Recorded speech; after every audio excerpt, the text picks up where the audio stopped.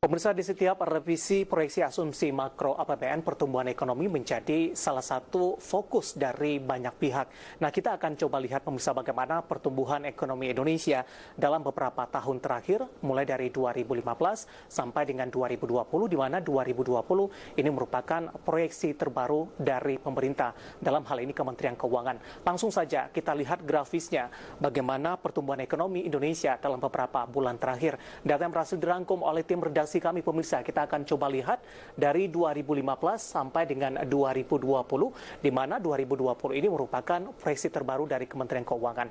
Kita ke 2015 terlebih dahulu, di mana pertumbuhan ekonomi mencapai 4,79%. Di 2016 ini mengalami kenaikan di 5,02%. Sementara di 2017 masih mengalami penguatan di level yang sama, 5,07%, dan di 2018 merupakan capaian tertinggi dari pertumbuhan ekonomi Indonesia, berada di level 5,17% ini.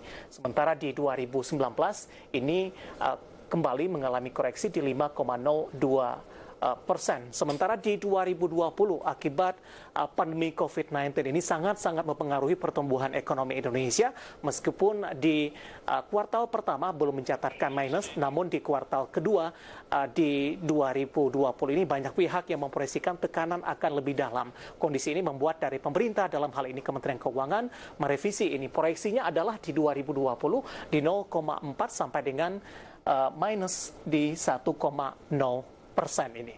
Nah, ini pergerakan atau pertumbuhan ekonomi Indonesia dalam beberapa tahun terakhir. Kita akan coba lihat juga, pemirsa, data yang berhasil dirangkum oleh tim redaksi kami, proyeksi dari beberapa lembaga internasional terhadap pertumbuhan ekonomi Indonesia. Langsung saja kita saksikan secara bersama-sama.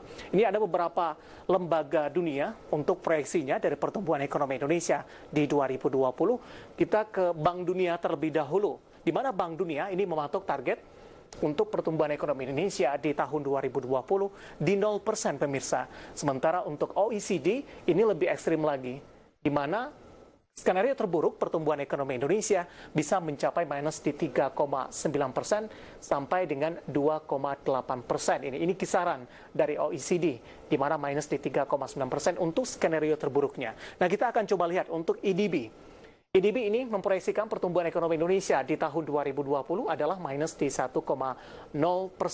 Sementara untuk IMF ini memproyeksikan pertumbuhan ekonomi Indonesia di tahun 2020 hanya di 0,5%. Itu dia informasi grafis yang berhasil dihimpun oleh tim redaksi kami, pertumbuhan ekonomi Indonesia dalam beberapa tahun terakhir dan juga proyeksi dari beberapa lembaga keuangan di dunia. Dan semoga ini bisa menjadi salah satu referensi untuk Anda. Kita akan jeda kembali, pemirsa. Di segmen selanjutnya kami akan mengajak Anda untuk melihat informasi emiten pilihan yang berhasil dihimpun oleh tim redaksi kami di sepanjang perdagangan hari ini.